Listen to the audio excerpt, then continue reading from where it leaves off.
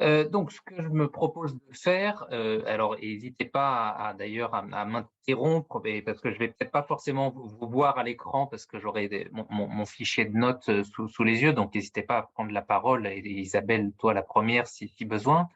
Je vous verrai pas forcément, interagir. Donc ce que je me propose de faire, pour vous, c'est de vous donner une vue d'ensemble, du livre, en revenant d'abord sur les enjeux historiques que la recherche aborde, sur mes questionnements, et puis après, je vous présenterai les grands axes autour duquel le livre s'organise avant de vous soumettre quelques conclusions. Alors, c'est dans un moment particulier de la longue histoire des mémoires de la Shoah que s'inscrit ma recherche. À titre personnel, j'ai toujours vécu dans une société au sein de laquelle le génocide des Juifs avait valeur de point cardinal sur la carte des représentations collectives du passé récent. Et c'est ce constat qui m'a amené à revenir au commencement de cette histoire et à m'intéresser donc aux années d'après-guerre, plus particulièrement aux années qui courent de la Libération jusqu'à la guerre des 6 jours. Et je reviendrai sur cette borne chronologique de la guerre des 6 jours. Euh, pour étudier cette période, j'ai adopté l'échelle du monde juif parisien et j'ai étudié un ensemble de cérémonies commémoratives juives.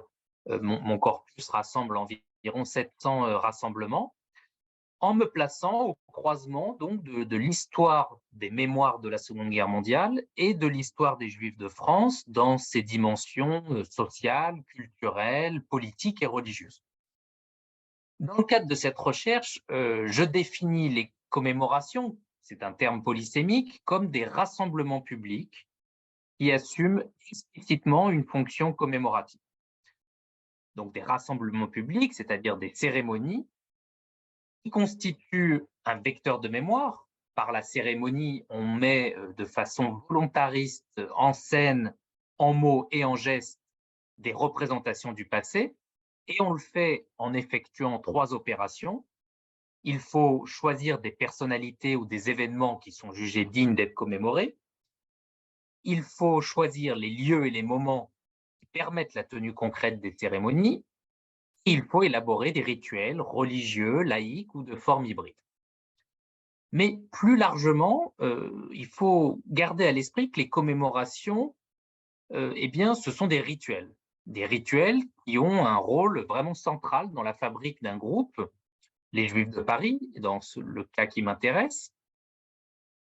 Et l'étude de ces rassemblements, que j'aborde comme des rituels sociaux, religieux, eh bien, et politiques, eh bien, ça suscite une série de questions, des questions simples. Je crois qu'une recherche en histoire, elle peut commencer par des questions simples qui permettent de défricher le sujet. Ce sont les acteurs qui organisent ces cérémonies, quel public est-ce qu'elles concernent, où et quand elles ont lieu, quelles fonctions on leur assigne, quels besoins elles viennent satisfaire. En un mot, à quoi servent-elles? C'était ça ma question. Pourquoi commémorer? Pourquoi commémorait-on? Et pourquoi commémorait-on tant? Et en réponse à ces questions, eh bien, je voulais réévaluer 2 grandes thèses qui ont longtemps fait consensus parmi les chercheurs. La première, c'était la thèse selon laquelle le monde juif dans la France de l'après-guerre avait été profondément et durablement affaibli par le génocide et que le renouveau de sa vitalité ne s'observait vraiment qu'avec l'arrivée des Juifs du Maghreb au cours des années 50 et surtout des années 60. Euh, alors, je remets bien sûr pas en cause les conséquences dévastatrices de la Shoah sur le monde juif en France, mais ma recherche contribue parmi beaucoup d'autres travaux, à remettre au jour la diversité et la richesse de la vie juive en France avant la migration de masse nord-africaine. Et j'espère que mon étude des commémorations confirme cette réévaluation d'une reconstruction du monde juif précoce et rapide et solide dans l'après-guerre. De ce point de vue, bien sûr, le choix de prendre Paris pour objet n'était pas un choix fortuit. C'est la collectivité juive la plus nombreuse, la plus diversifiée du pays également. Je rappelle qu'à Paris, On compte environ 125 000 juifs au début des années 50 et environ 300 000 en 1967. Par ailleurs, la capitale abritait les bureaux des grandes organisations juives françaises, mais aussi américaines et internationales, hein. C'était le hub de la vie juive internationale pour l'Europe. Et puis, il fonctionnait bien sûr une multitude d'organisations locales qui représentaient les juifs parisiens dans toute leur diversité politique, religieuse et aussi géographique, hein. On y trouve des Israélites anciennement français, des juifs originaires d'Europe orientale, des séphardis issus de Grèce et de Turquie, ou encore des juifs venus du Maghreb dès l'après-guerre. Or, je vais y revenir, c'est parce que les commémorations se situaient en fait à la croisée de ces différents milieux que leur analyse conduit l'historien au cœur de la vie juive dans le Paris de l'après-guerre.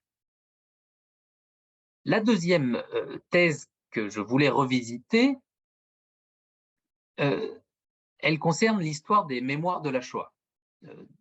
De leur apparition au cours des années 80 jusqu'à récemment encore, les travaux historiques qui ont porté sur ce sujet ont majoritairement considéré que dans la France de l'après-45, un épais silence avait entouré le sort subi par les Juifs pendant la guerre. Tant les élites politiques, intellectuelles, culturelles que l'opinion publique auraient manifesté alors une incapacité ou une réticence à saisir et à reconnaître la spécificité du génocide des Juifs. Et ce n'est qu'à partir des années 70 et 80 qu'aurait cessé donc ce temps du silence, selon la formule de Nicole Lapierre, et que l'événement Shoah se serait imposé dans l'espace public avec bien sûr d'importants questionnements autour du régime de Vichy et de ses responsabilités dans la persécution et la déportation des Juifs de France.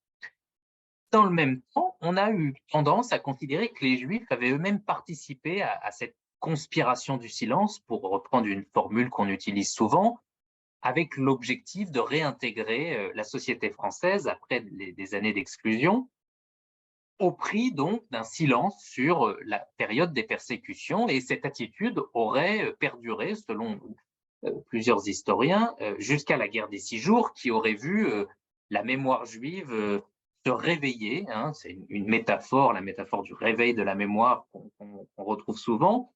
La guerre des 6 jours, donc troisième guerre israélo-arabe, qui aurait réactivé la mémoire du génocide à l'aune de la crainte éprouvée qu'un nouveau génocide ait lieu contre la population juive d'Israël en cas de victoire des armées arabes. Cette première historiographie de la Shoah eh bien, fait aujourd'hui l'objet de révisions en France et dans d'autres pays, hein, car cette chronologie des évolutions de la mémoire, on la retrouve appliquée dans les années 80 et 90 à d'autres cas nationaux. Pour le cas de la France, des historiens comme Samuel Moyne, mais surtout François Azouvi, ont analysé les voies par lesquelles le génocide des Juifs avait affleuré sur la scène publique française avant ce tournant des années 70. François Azouvi notamment parle d'un mythe du grand silence pour eh bien, insister sur une présence mémorielle précoce du génocide dans la société française et sur son empreinte croissante sur le débat national dans les années 50 et 60. Et l'historiographie a aussi réévalué les attitudes du monde juif à l'égard de ce passé douloureux.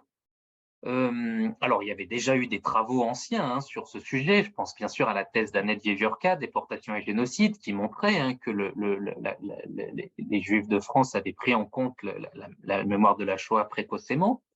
Mais d'autres travaux, depuis, sont venus analyser en profondeur les efforts que les Juifs dans de multiples pays ont fournis au sortir de la guerre pour commémorer le génocide, pour le documenter, pour en écrire l'histoire.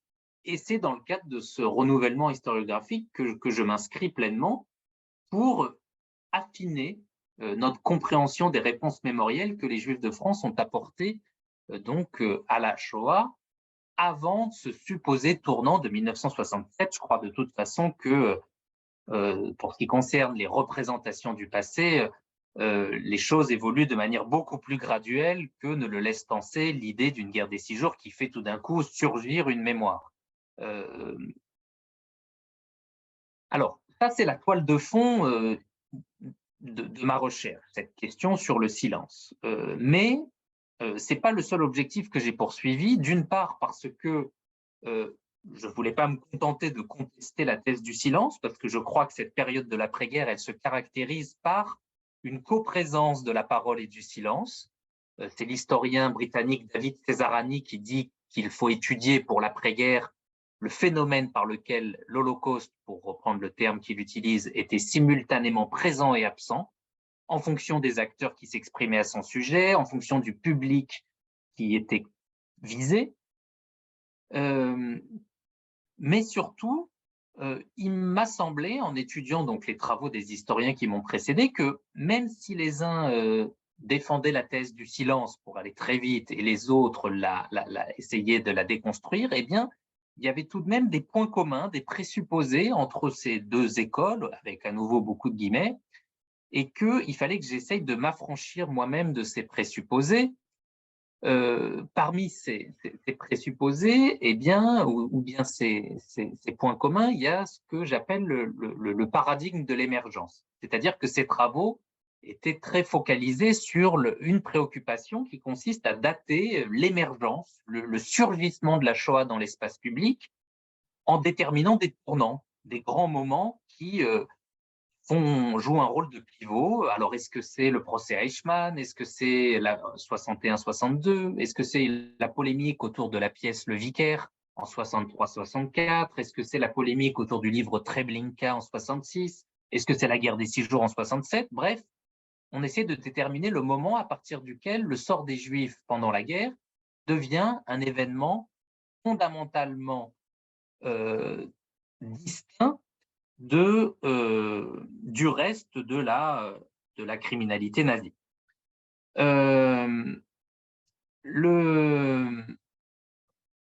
C'est une préoccupation bien sûr légitime hein, que de se poser cette question, parce qu'elle permet pour les uns de considérer que dans l'après-guerre, eh bien, la Shoah a été diluée dans une conception globalisante de la déportation, dans une vision unidimensionnelle du monde concentrationnaire, où on ne distingue pas les camps de concentration sur le sol allemand et les centres de mise à mort, notamment.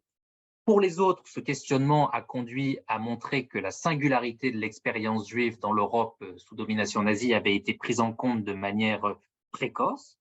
Mais dans les deux cas, vous avez compris, je pense, l'objectif principal, c'est de restituer, pour l'essentiel à l'échelle nationale, la généalogie des représentations successives de l'événement, en étudiant principalement la production discursive des élites intellectuelles, culturelles et politiques.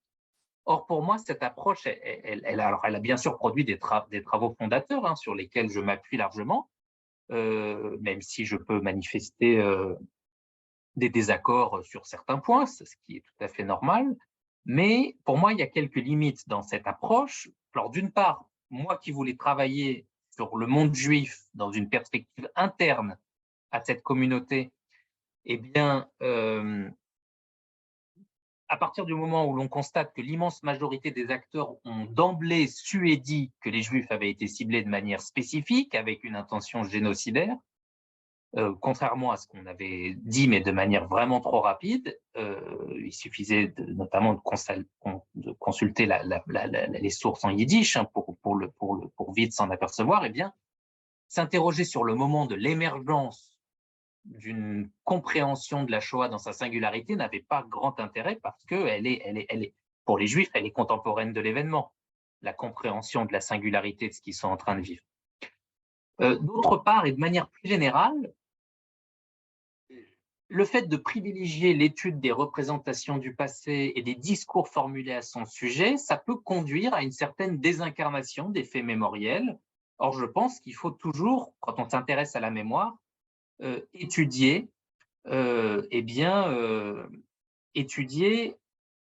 les représentations, mais aussi les pratiques qui les portent. Donc, essayer d'incarner ces représentations à travers les comportements, les pratiques que les individus mettent en œuvre. C'est pour ça que j'ai voulu aborder les phénomènes de mémoire, et en l'occurrence la mémoire de la Shoah, par le biais d'une pratique concrète des commémorations, ce qui me permet bien prendre en compte leur ancrage social.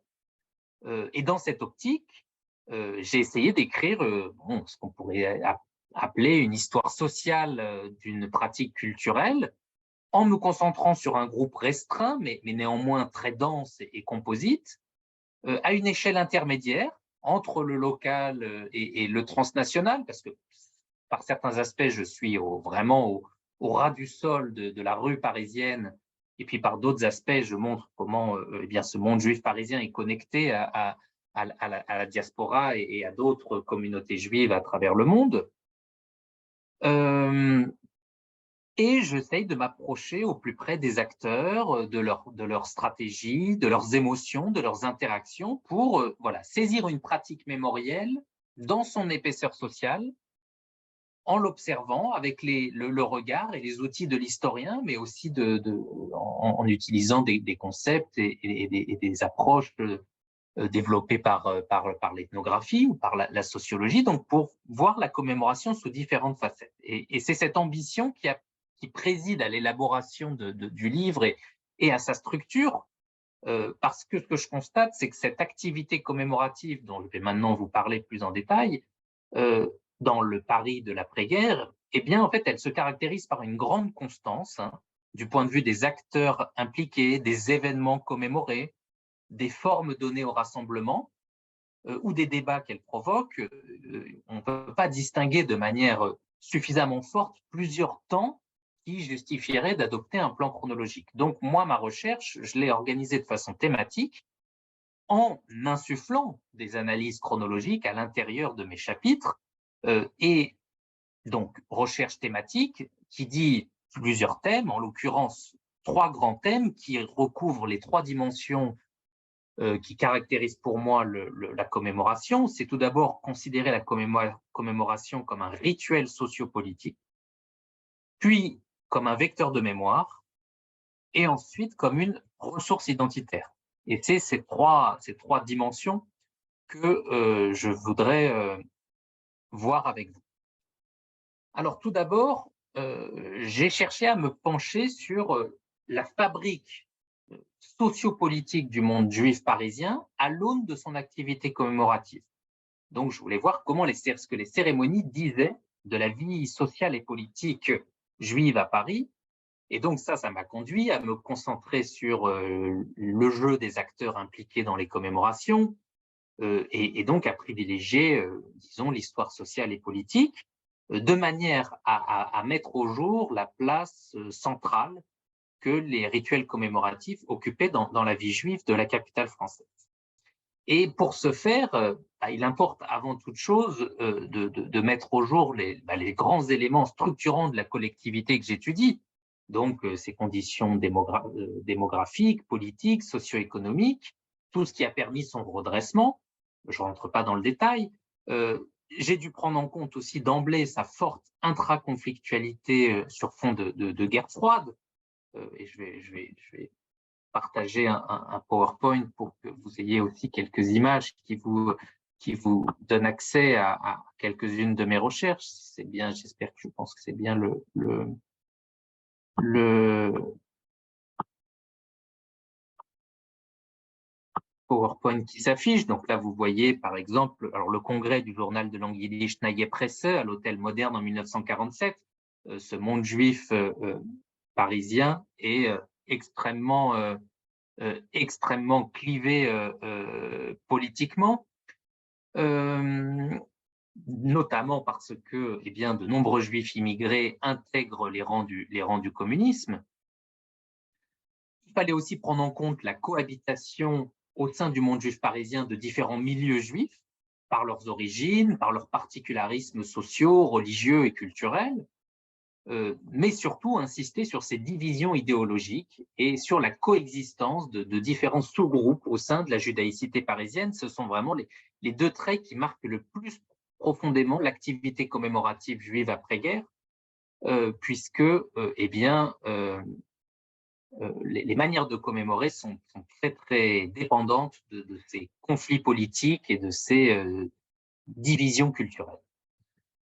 De ce portrait collectif que j'essaye de dresser au début du livre découle en fait l'impossibilité de présenter les Juifs de Paris comme une communauté si ce terme sous-entend bien sûr l'idée d'un ensemble unifié, homogène, structuré, voire figé.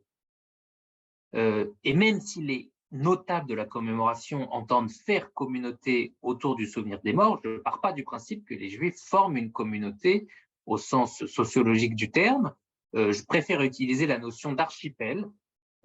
C'est une notion d'origine géographique, mais qui permet d'insister autant sur l'importance des liens qui existent entre des éléments a priori isolés, les Juifs yiddishophones, les Juifs des classes moyennes et supérieures issus de l'israélitisme français, les immigrés récents en provenance du bassin méditerranéen. Et cette notion, donc, elle permet d'insister sur l'isolat apparent de différents groupes, leur autonomie, mais en même temps sur le fait qu'ils continuent à entretenir des rapports les uns avec les autres. Alors j'en viens maintenant à un autre élément fondamental de ma première partie, c'est l'étude des cadres temporels, spatiaux et sociaux de l'activité commémorative, puisqu'il s'agit pour moi de démontrer à quel point l'ancrage du rituel est profond dans tous les segments de la vie juive. Et en effet, l'étude montre que des rassemblements étaient tenus régulièrement et fréquemment, qu'ils sont venus densifier le calendrier des activités proposées par les groupements juifs de Paris, avec une multitude de cérémonies, la rafle du Veldiv, la révolte du ghetto de Varsovie, l'exécution d'otages juifs au Mont Valérien en décembre 1941, l'ouverture du camp de Drancy, la libération des camps, les cérémonies rituelles et religieuses autour de la période des jours redoutables et l'affiche rouge, la rafle du billet vert et j'en passe. Chaque société, chaque organisation avait sa commémoration pour ses propres morts. Des commémorations qui investissent des lieux nombreux et variés et qui sont ancrés au plus près de l'espace vécu de la population juive parisienne, qui commémorent dans des restaurants, dans des théâtres, dans des salles de spectacle, dans des synagogues, mais qui se déplacent aussi dans l'espace public, sur les lieux historiques des persécutions, comme le Vélodrome d'hiver, ou comme, je vous montre une autre image, d'ailleurs je vais peut-être mettre le diaporama en plein écran, ou comme bien sûr Drancy, comme vous le voyez ici, sur cette cérémonie qui a eu lieu en 1946, cérémonie organisée par le consistoire de Paris.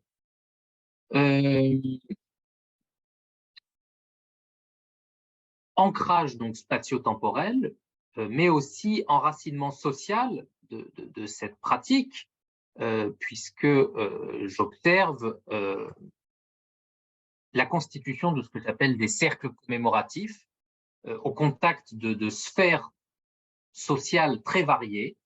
Des petits cercles peuvent se former au niveau familial et amical, au niveau des congrégations religieuses, des sociétés mutualistes et de tout type de sociabilité entre immigrés, comme l'activité professionnelle, l'activisme politique.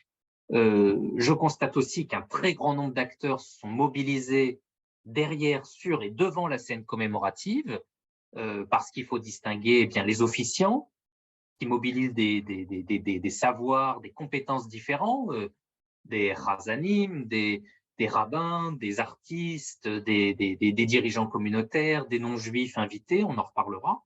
Et puis aussi, bien sûr, pour évaluer l'ancrage d'une pratique, il faut s'intéresser au public, un public nombreux, pour lequel cette pratique prend la forme aussi d'une forme de sociabilité régulière.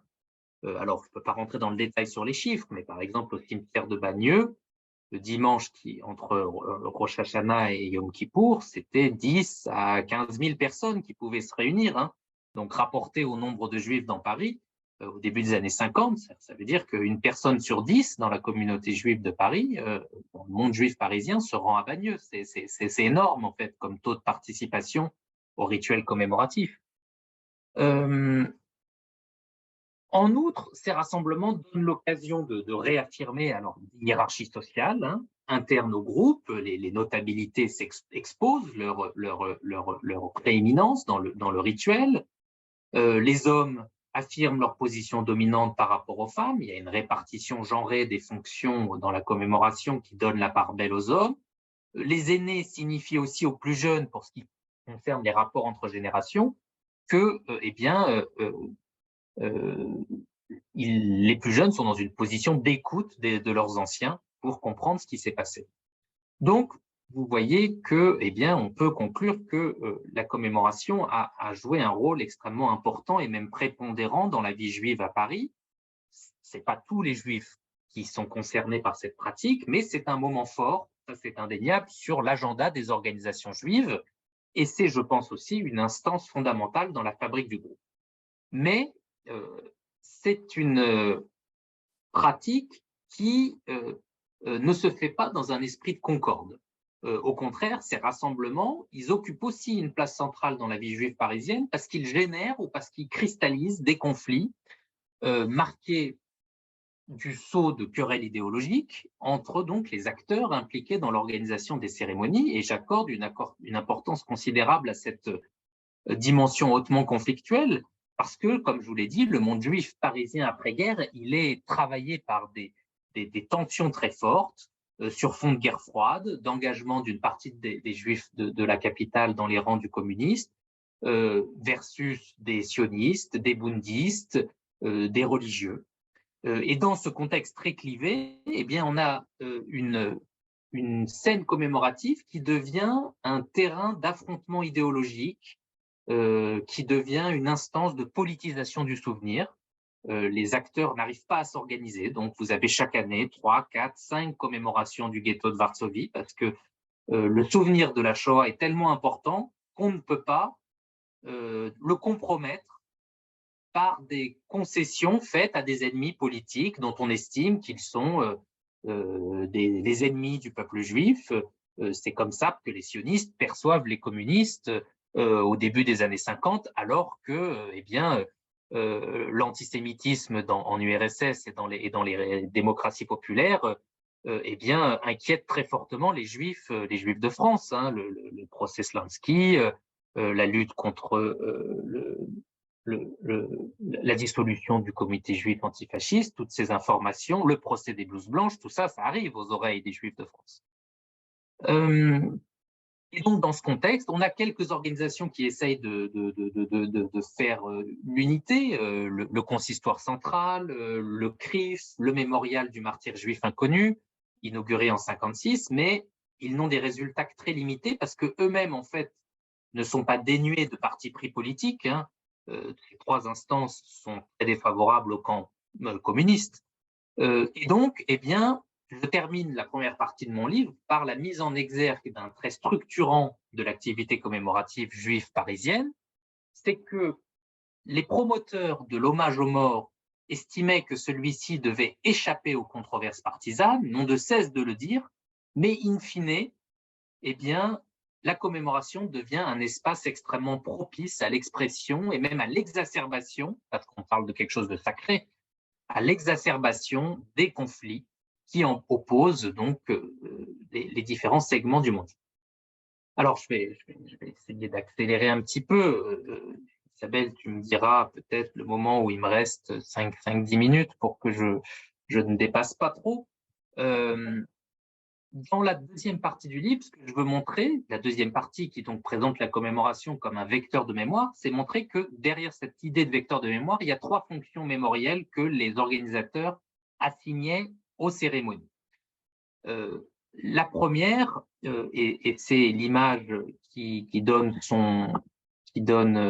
sa couverture au livre, c'est je vous la montre, c'est le deuil.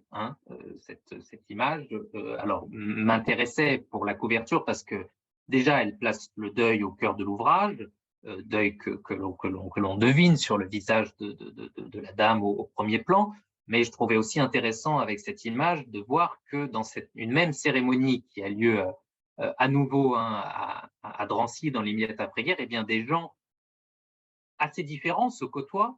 On peut imaginer, mais là c'est que des suppositions, que cette dame avec son foulard est peut-être plutôt une dame immigrée, d'origine populaire, quand le monsieur à sa gauche qui tient un livre de prière apparaît apprêté de manière plus bourgeoise. Donc ça permettait de voir aussi que, en une image, même si ce sont encore une fois des suppositions, je n'ai pas l'identité de ces personnes, mais que la commémoration rassemble des gens très différents qui, le temps d'une cérémonie, se retrouvent à côté l'un de l'autre.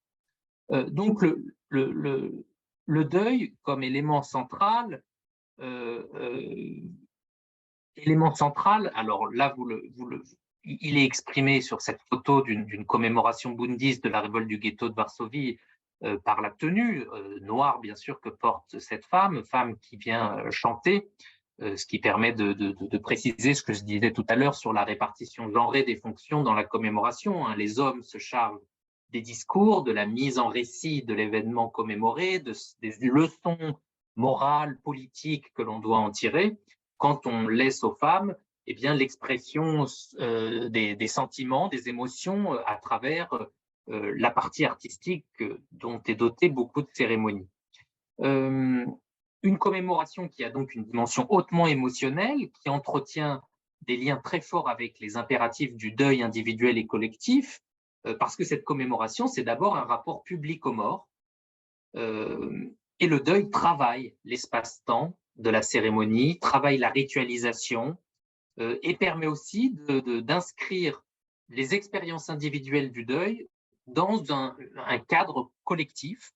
D'un côté, la cérémonie dit le deuil du groupe, tout ensemble, mais elle permet aussi à des individus de partager leur peine momentanément, imparfaitement sûrement, mais le temps d'une cérémonie, de ne plus être seul dans le deuil.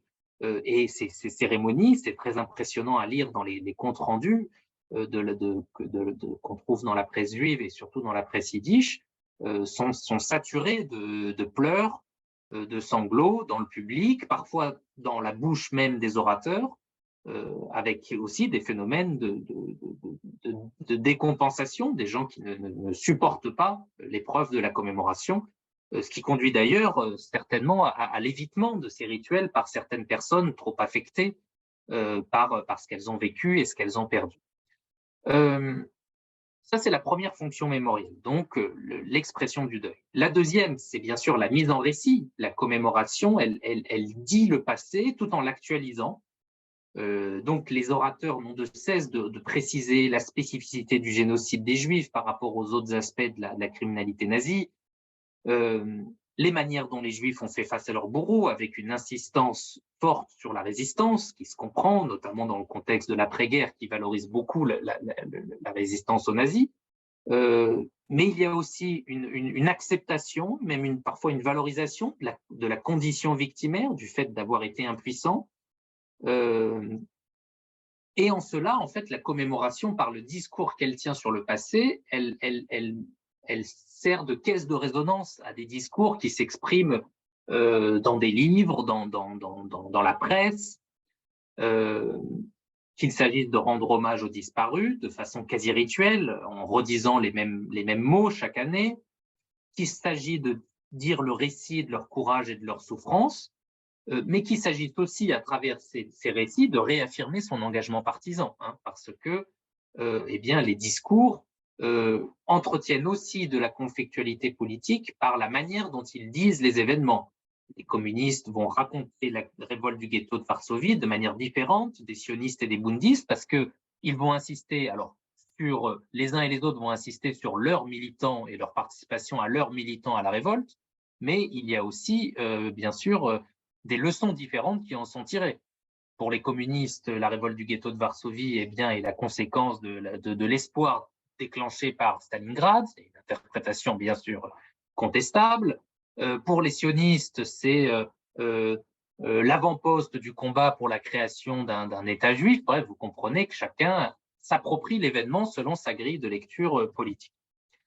Enfin, la troisième fonction mémorielle, c'est celle de la transmission, puisque la commémoration, c'est d'abord une activité d'adulte, mais à laquelle on dont on attend que les enfants y participent, qu'ils soient nés pendant la guerre, même avant la guerre ou dans l'immédiate après-guerre, eh bien, les enfants constituent, ou les jeunes de manière générale, constituent un groupe cible pour les commémorateurs qui entendent eh bien, euh, intégrer la commémoration au sein d'un large éventail de dispositifs pédagogiques mis en place dans les structures d'encadrement de la jeunesse juive pour lui inculquer la nécessité de préserver la mémoire et pour lui faire connaître, bien sûr, le sort des Juifs sous le joug nazi.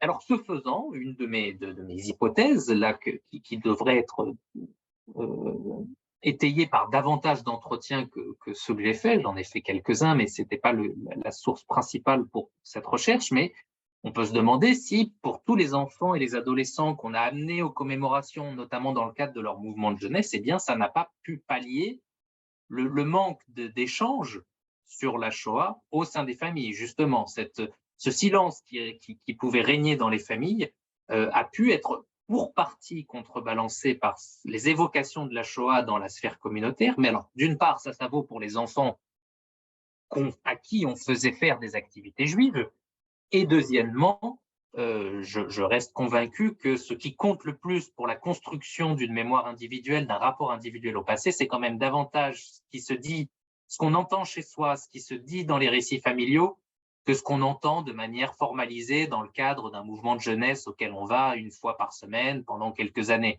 Donc, je pense que si on a beaucoup parlé de silence dans l'après-guerre, c'est parce que c'est l'expérience qu'en ont fait beaucoup de gens dans leur famille et que ce silence pesant des familles, ce pacte du silence, comme une chercheuse l'a appelé, eh bien, a beaucoup plus pesé sur les constructions individuelles que ce qui pouvait se dire par ailleurs dans la sphère communautaire. Donc tout ça pour dire que ce n'est pas contradictoire. Le silence à l'intérieur des familles juives dans l'après-guerre, même si ce n'est pas partout le cas, ça l'a souvent été, ce n'est pas contradictoire avec le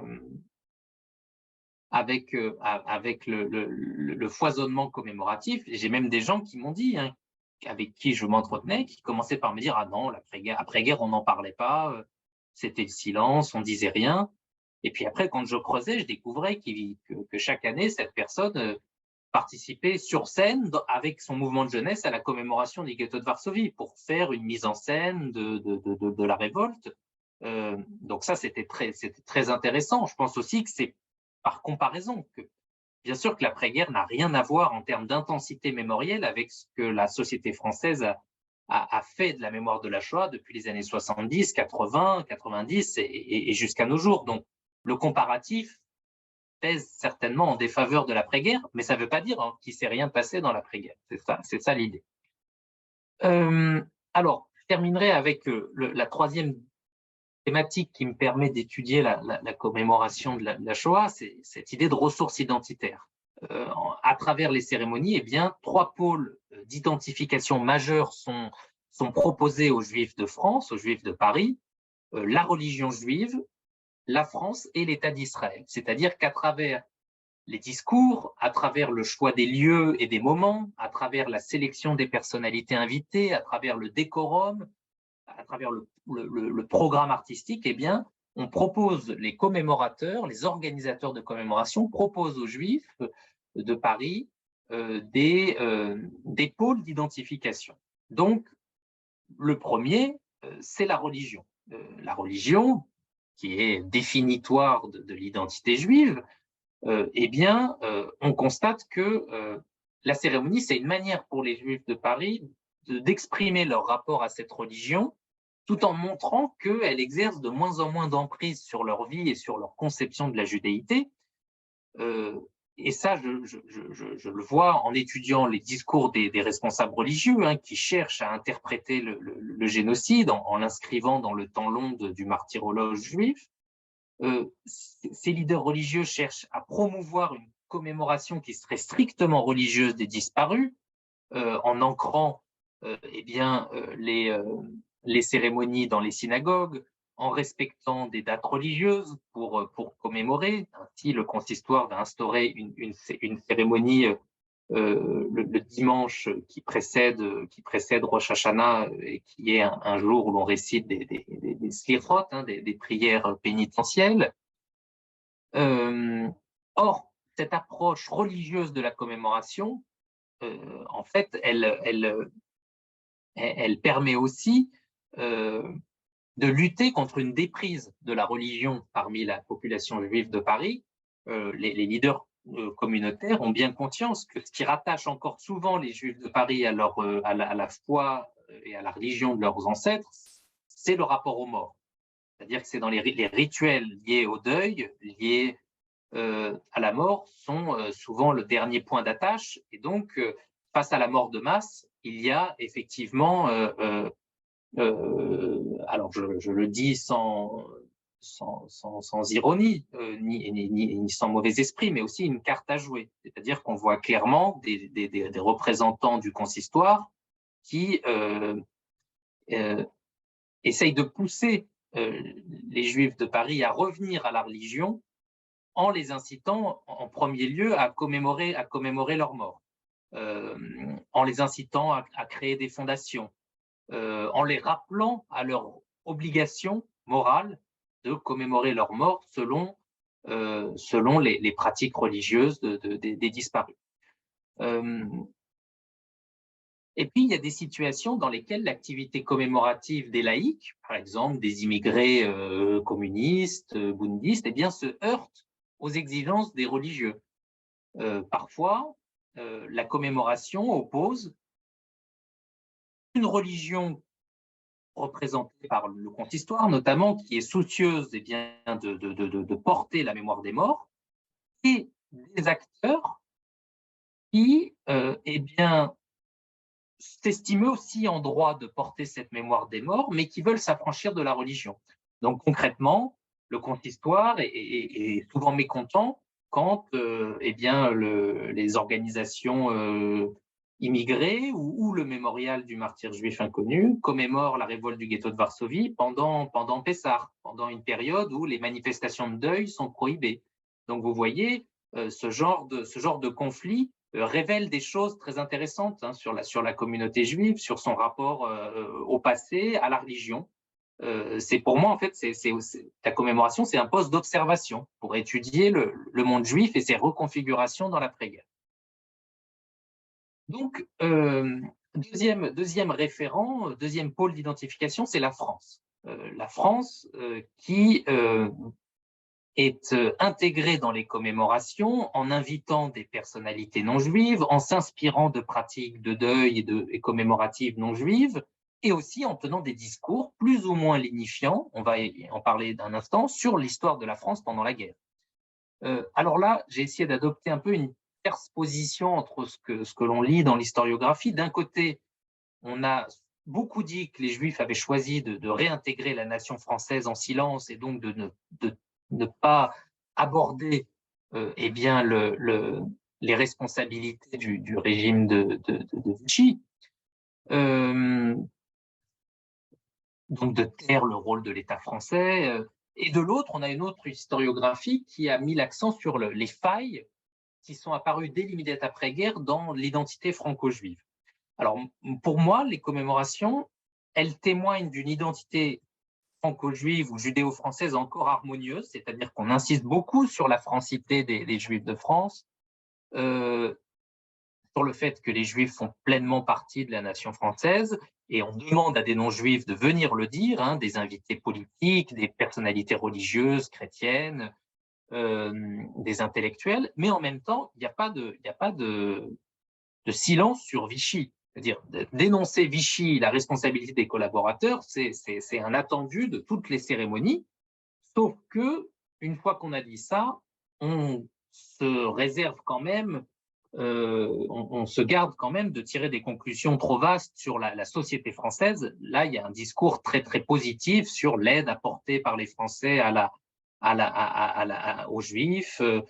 On célèbre les justes avant l'heure, d'une certaine manière, sans employer ce terme, mais on réserve l'accusation de collaboration à une poignée de traîtres pour reprendre la formule de Gaulle. En tout cas, la France, dans ces commémorations, par les drapeaux, par les invités et par les discours, il s'agit vraiment, le rituel commémoratif sert à réintégrer les Juifs dans la nation française, tout en gardant la spécificité de leur mémoire. Il ne s'agit pas de gommer et de faire des victimes juives, des victimes françaises parmi les autres. Ce discours-là, il n'existe pas. Dernier point, dernier pôle d'identification, l'État d'Israël. Bien sûr, un élément fondamental pour les Juifs de France que l'émergence en 1948 d'un État juif au Proche-Orient. Et cet État, on lui fait une place dans les commémorations, dans les discours. Il y a beaucoup de discours qui abordent le poids symbolique de cet État, comme État réparation pour les uns, État refuge pour les victimes, État justicier au moment du procès Eichmann, État bouclier aussi en cas pour défendre les Juifs persécutés, État menacé aussi avec cette crainte d'un second génocide qui émerge en 1967. Mais, et c'est aussi intéressant, eh bien, symboliquement, l'État d'Israël a une place, mais concrètement, les organisations juives sont assez rétives à l'idée que Yad Vashem, l'institution en charge de la mémoire de la Shoah en Israël, joue un rôle dans la conduite des cérémonies à Paris. Donc, les organisations juives parisiennes veulent garder le contrôle sur ces commémorations, alors même que Yad Vashem entend uniformiser le rituel à l'échelle du monde juif tout entier, en imposant ou en faisant la promotion de sa date de commémoration, Yom HaShoah. À cela, les Juifs de France sont assez peu réceptifs dans l'après-guerre, mais ça changera bien sûr par la suite. Alors, quelques mots de conclusion, et après, j'espère qu'on aura un temps d'échange.